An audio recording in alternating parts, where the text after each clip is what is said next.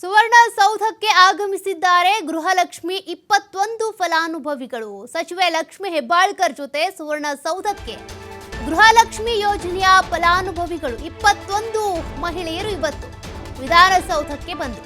21 ಫಲಾನುಭವಿಗಳ ಜೊತೆ ಸಿಎಂ ಸಿದ್ದರಾಮಯ್ಯನವರು ಸಮಾಲೋಚನೆ ನಡೆಸಿದ್ರು, ಸಂವಾದ ಮಾಡಿದ್ರು. ಈ ಸಂವಾದದ ಸಂದರ್ಭದಲ್ಲಿ ಬಿಜೆಪಿಗೆ ತಿರುಗೇಟು ಕೊಟ್ಟಿದ್ದಾರೆ.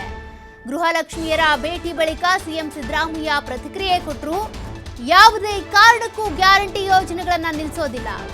ಗ್ಯಾರಂಟಿಗಳಿಂದ ಬಡವರು ಮಧ್ಯಮ ವರ್ಗದ ಎಲ್ರಿಗೂ ಕೂಡ ಅನುಕೂಲ ಆಗ್ತಾ ಇದೆ. ಗ್ಯಾರಂಟಿ ಯೋಜನೆ ಬಗ್ಗೆ ಬಿಜೆಪಿಯವರು ಅಪಪ್ರಚಾರ ಮಾಡ್ತಾರೆ. ಈ ಗ್ಯಾರಂಟಿ ಯೋಜನೆ ಅದರಲ್ಲೂ ಕೂಡ ಗೃಹಲಕ್ಷ್ಮಿ ಜಾರಿ ಆಯಿತು ಅಂದ್ರೆ ಅತ್ತೆ ಸೊಸೆ ನಡುವೆ ಜಗಳ ಆಗುತ್ತೆ ಅಂತ ಆರೋಪ ಮಾಡಿದ್ರು ಬಿಜೆಪಿಯವರು.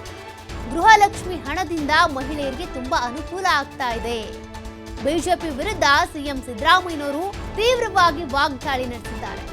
21 ಜನ ಮಹಿಳೆಯರೇನಿದ್ದಾರೆ ಗೃಹಲಕ್ಷ್ಮಿ ಫಲಾನುಭವಿಗಳು ಇವತ್ತು ವಿಧಾನಸೌಧಕ್ಕೆ ಬಂದಿದ್ರು. ಆ ಸಂದರ್ಭದಲ್ಲಿ ಸಿದ್ದರಾಮಯ್ಯನವರು ಅವ್ರ ಜೊತೆಗೆ ಸಂವಾದ ನಡೆಸಿದ್ರು.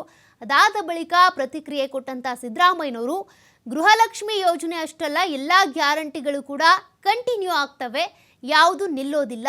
ಗ್ಯಾರಂಟಿಗಳಿಂದ ಜಗಳ ಆಗುತ್ತೆ ಅಂತ ಹೇಳ್ತಾ ಇದ್ರು. ಬಿಜೆಪಿಯವರು ಟೀಕೆ ಮಾಡ್ತಾ ಇದ್ರು. ಆದರೆ ಅದ್ಯಾವುದು ಕೂಡ ಆಗ್ತಾ ಇಲ್ಲ. ಗ್ಯಾರಂಟಿಗಳಿಂದ ಬಡಬಗ್ಗರಿಗೆ ಮಧ್ಯಮ ವರ್ಗದ ಜನರಿಗೆ ಅನುಕೂಲ ಆಗ್ತಾ ಇದೆ ಅಂತ ಬಿಜೆಪಿ ಮಾಡ್ತಾ ಇದ್ದಂಥ ಟೀಕೆ ಟಿಪ್ಪಣಿಗಳಿಗೆ ತೀವ್ರವಾಗಿ ವಾಗ್ದಾಳಿ ನಡೆಸಿದ್ದಾರೆ.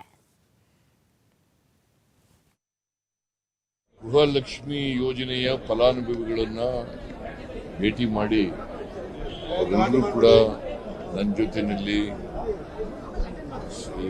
ನಮ್ಮ ಮಹಿಳಾ ಮತ್ತು ಮಕ್ಕಳ ಕಲ್ಯಾಣ ಸಚಿವೆಯಾದಂಥ ಲಕ್ಷ್ಮಿ ಮತ್ತು ರೇವಣ್ಣವರು, ಪ್ರಸಾದ್ ಪಾಟೀಲ್ ಛಾಯಾಗ್ರಹವನ್ನು ತೆಗೆಸ್ಕೊಂಡಿದ್ದಾರೆ.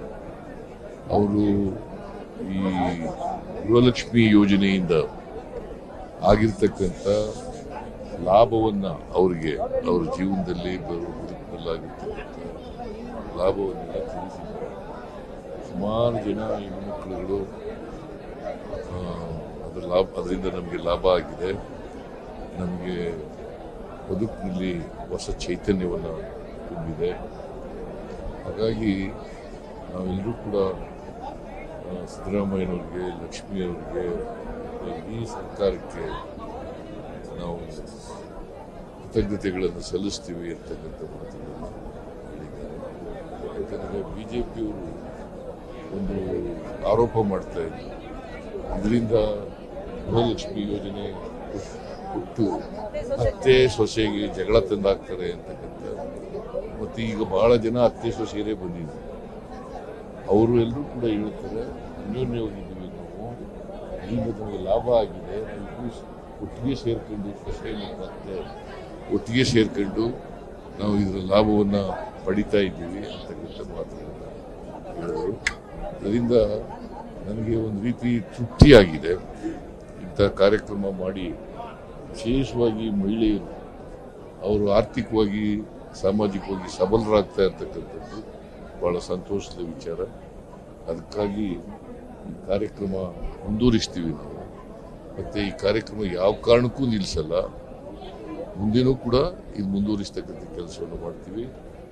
ಚುನಾವಣೆ ಆದಮೇಲೂ ಮುಂದುವರಿಸ್ತೀವಿ. ಗೃಹಲಕ್ಷ್ಮಿ ಯೋಜನೆಯ ಫಲಾನುಭವಿಗಳನ್ನ ಭೇಟಿ ಮಾಡಿ ಅವರೆಲ್ಲರೂ ಕೂಡ ನನ್ನ ಜೊತೆಯಲ್ಲಿ ನಮ್ಮ ಮಹಿಳಾ ಮತ್ತು ಮಕ್ಕಳ ಕಲ್ಯಾಣ ಸಚಿವೆಯಾದಂಥ ಲಕ್ಷ್ಮಿ